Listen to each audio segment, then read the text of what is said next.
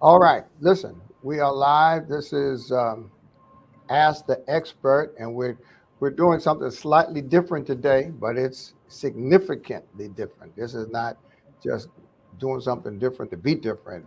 We are honored to have someone with us today that I want everyone to know. I'm especially desirous of people in New Jersey, but I think what we're dealing with now is a national personality, and you'll see why when I begin talking with her. Every Wednesday, we've been here since April of 2020. COVID pushed us into this weekly outreach, and I just find it so inspiring to see so many of you who come back week after week after week. And then some of you don't watch on Wednesdays because you're busy and you watch Thursday night, Saturday morning. That's the beauty of technology. Many of you were at our conference last weekend. We had over 1,000 people gather on Saturday to get an update on all of the activities that D3 is involved in with the Delta Sigma Theta sorority, Zeta Phi Beta sorority, with churches, community organizations in Ghana, in South Africa. And so if you missed it, go to YouTube and just type in D3 Leadership Conference, and I think it'll take you there. If it doesn't work, just let me know and I'll tell you how to find it. Today, we have as our special guest someone that is inspiring, someone who is informative, someone who I've learned to love, admire, and respect. You all know that one of the highlights of our nation's history has been having dynamic first ladies. Eleanor Roosevelt was of particular interest to Black people. And then, of course, Jackie Onassis was the love of the nation. She was young, vibrant, good looking, well dressed. And then Barbara Bush, the wife of the first George Bush president, she was like the nation's grandmother. And people respected, admired her. And of course, Michelle Obama being probably the number one first lady that we've ever had. So we've been focused on these first ladies of the nation. What we have not had until now is a first lady of the largest city of our state whose persona and whose vision and whose presence in the city and around the state have been as meaningful as any of those first ladies we've had for the nation. And so the person of whom I speak and the one who I'm proud to welcome today is no other than the First Lady of the great city of Newark, First Lady Linda Baraka. Mr. Thank you. Good Baraka, thank afternoon, you. everybody. Thank you. I'm so excited to be here with you, Reverend Doctor. You've never been introduced like that, have you? Right, right. That was a good one. That's right. From Eleanor Roosevelt to Barbara Bush. Right, right, right. But in all seriousness, you have brought to the position of First Lady a presence in New Jersey that is equal to none. I mean, you have surpassed, and I've been there. I've been there. You know, I worked on Mayor Gibson's campaign. I've been there with Sharp James, all the mayors. But you've established a presence that is meaningful. So before we get into your first ladyship, let's talk about your roots. You are from Ghana, the homeland of my heart, and you are somebody. You come from a significant family. The Jumas in Ghana are not just miscellaneous people. So tell us about your background and your Ghanaian roots and your transition to New Jersey and your new baby that's insisting on being a part of this Right, program. right. Oh, thank you again. Like you said, my family is from Ghana. My parents immigrated here back in the 80s. I myself was born in Newark, New Jersey, but my family has strong roots in Ghana, Kumasi, West Africa, to be exact.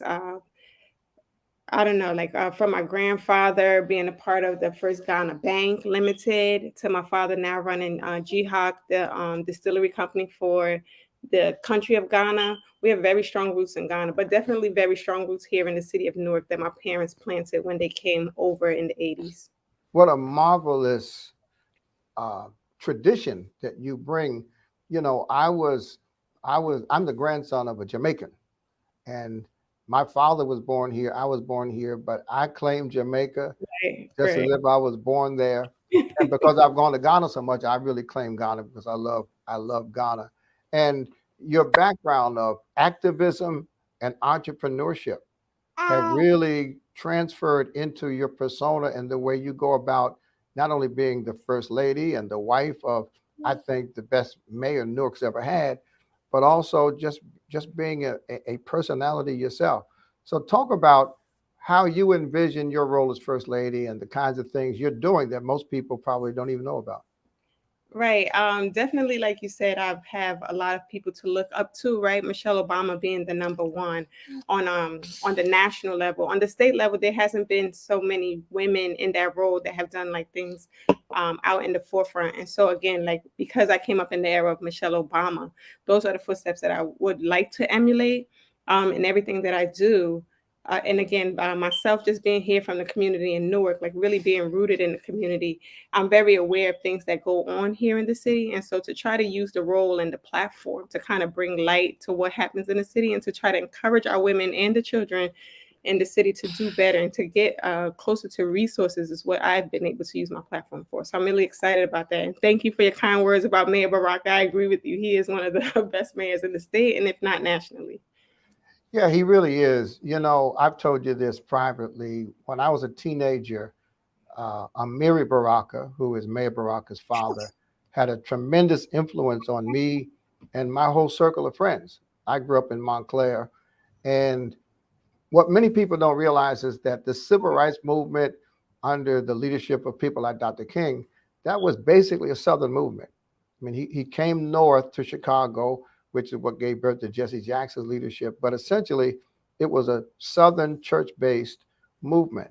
Even the Student Nonviolent Coordinating Committee, SNCC, that was pretty much a Southern movement. In the North in the 60s, we were influenced by people like Rap Brown. We were influenced by the Black Panthers. And certainly we were influenced by Amiri Baraka, who was the East Coast corollary to Ron Karanga, Malana Ron Karanga, and the West Coast. And so Black nationalism was really our point of view. And Baraka was our strategic, philosophical, and political leader at the end of the 60s and the beginning of the 70s.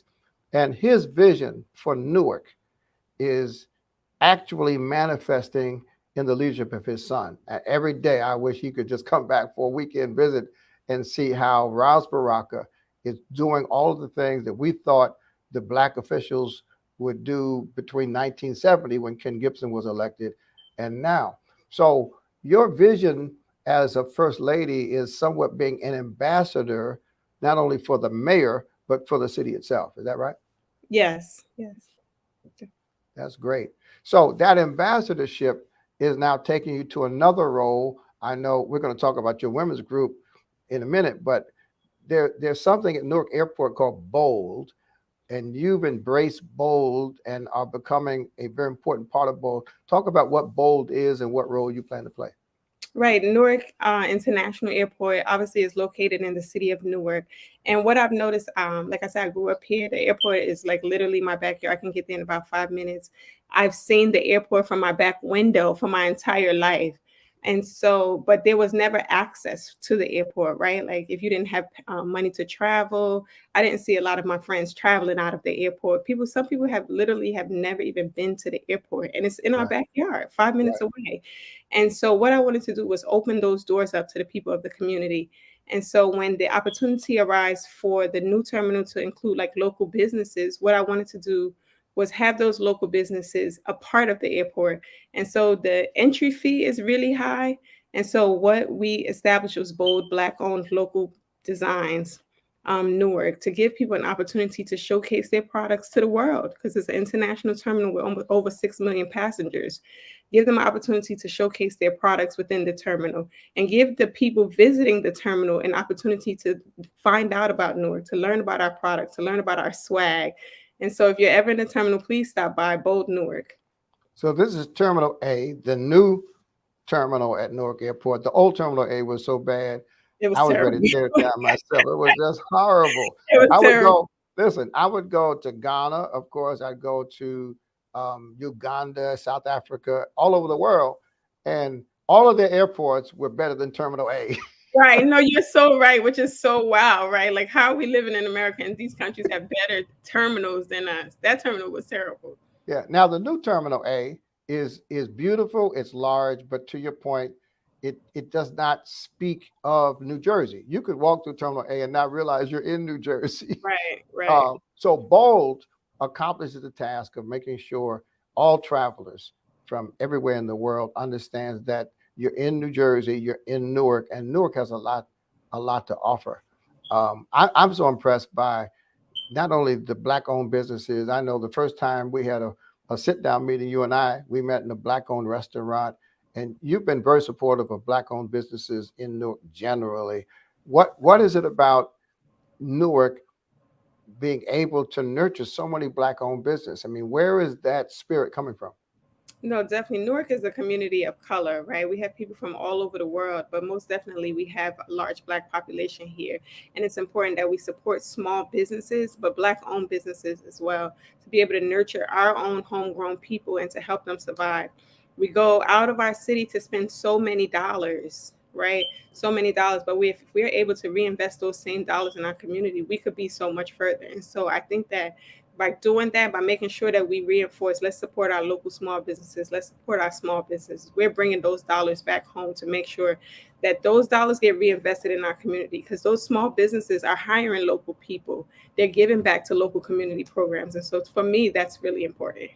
Yeah, we have a few people on from Atlanta right now, and I call them out because I think the last time we really seen a mayor with a vision and a passion and a focus for black businesses in a city Right, was the mayor of Atlanta, and the mayor of Atlanta actually had a commitment. This was back in the '60s when he made a commitment to make multiple black millionaires. right. He opened up opportunities at the airport in Atlanta, and he supported black business. And we just appreciate the model that we have now in New Jersey of a mayor who understands that he not only is a political leader, but you and he together are economic catalysts, bringing about economic Right. renewal. And I feel So like Mayor Baraka's legacy will be that, such as the mayor, Maynard Jackson from Atlanta. I feel that will be his legacy as well. I believe it's happening already. You can see it, you can feel it, and the big corporations have great respect for him. And I think the community understands that Ras Baraka has never lost his commitment to the community. A lot of these cities are doing very well downtown, but it never spills out into the neighborhoods. And I think Mayor Baraka's leadership has broken that cycle, and Newark is now becoming one Newark and not a downtown Newark and Right. then a neighborhood Newark, which brings us to why you and I started talking even more. What we have in common is our love for Ghana, right? I'm adopted, you're natural. Our love for the mayor, you're married to him. I'm just his friend, and our focus on economics. And you actually said to me that you're looking for some support and a partnership to help women in Newark through your women's group achieve more financial success for themselves and their families. Talk about that vision. Yeah, we have our monthly women's meeting that was started under the leadership of Mayor Baraka. He has a men's meeting. And so obviously the women were like jealous. I don't want to say we were jealous, but they wanted their own safe space where they could come and get the resources to communicate with each other and fellowship. And so what we do is on a monthly basis, we bring different resources to the women through the monthly women's meeting. And then a D-Free program obviously was recommended to us from Aisha Glover at Audible to start our own cohort. And then so when I met you, it was just perfect timing. Me and Aisha had literally just had the conversation about a week before I met you. So that was, I guess, God's grace Right. in terms of putting us together. And so to be able to bring that program to the women in terms of money saving, debt reduction, those type of things are empowering, right? The more you're empowered, the more you're able to do for yourself, for your children, and for your community. And so I'm really excited to be able to bring that program to the city. Well, folks, for those of you watching, I'll show you how this works. Our D-Free Church of the Year some years ago was Agape Family Church in Rawway. And one of the leaders of the D-Free program in that church is Aisha Glover, Oh, who happens to work in Newark.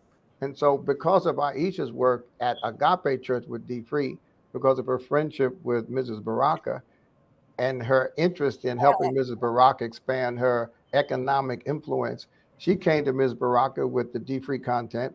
And of course, I knew Ms. Baraka's husband when he was a child. So it all came together. You know, God pulls things together that you can't really plan.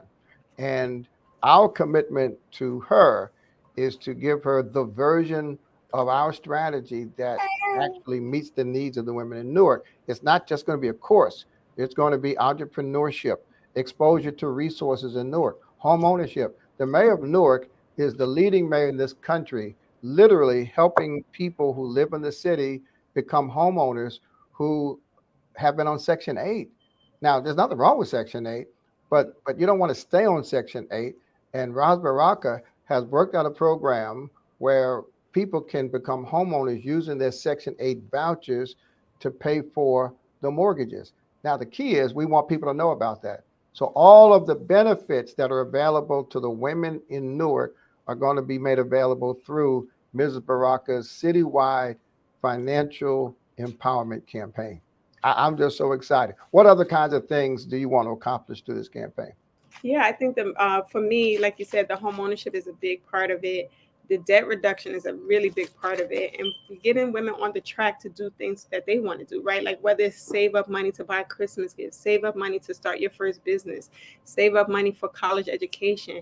Those type of things are really important, and the empowerment aspect of it is even more important because it helps build confidence, right?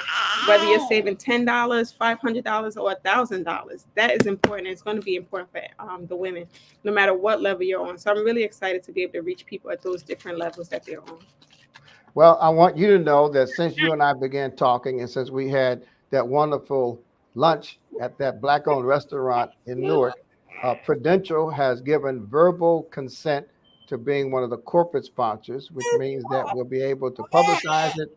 We'll be able to give women access to books and workbooks. I'm going to Audible next because I know Audible has expressed an interest. She was at the luncheon too. And I just think you should know that I've already talked to two or three other elected officials and their spouses in other cities, and they are so inspired by your leadership that they're inviting us to work with them. They'll be watching what we do. We'll be inviting them to some of our training sessions to expose them.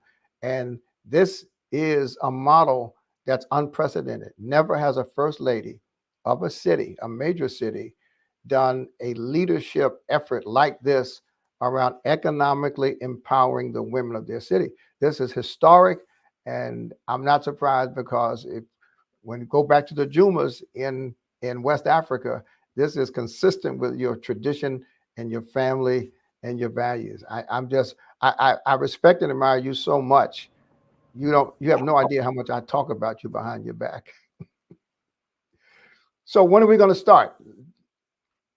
We're just waiting for the finalizations of the draft and everything. Okay, As soon as possible. I think September should be a good launch for us. right. To get it started right before the holidays, right when school starts, get people focused while your kids are in school. You're able to worry about things like this. Yeah. So my team is ready to work with yours to get set up in August, launch in September, and then around November, just before Thanksgiving, having a big celebration and recognition, giving out awards.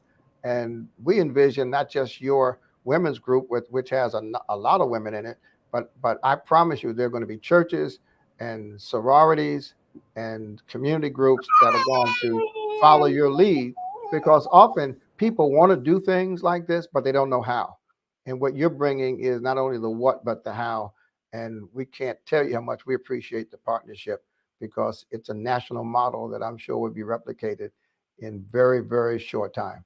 So, listen, folks, if you want more information about the Newark Financial Empowerment Campaign being led by the First Lady, just contact us. Go to info@dfree.com, and I can send any message to Mrs. Baraka that's specifically for her. We'll keep you informed if you get on our mailing list. We'll be informing everyone on our mailing list about the progress because this is big stuff.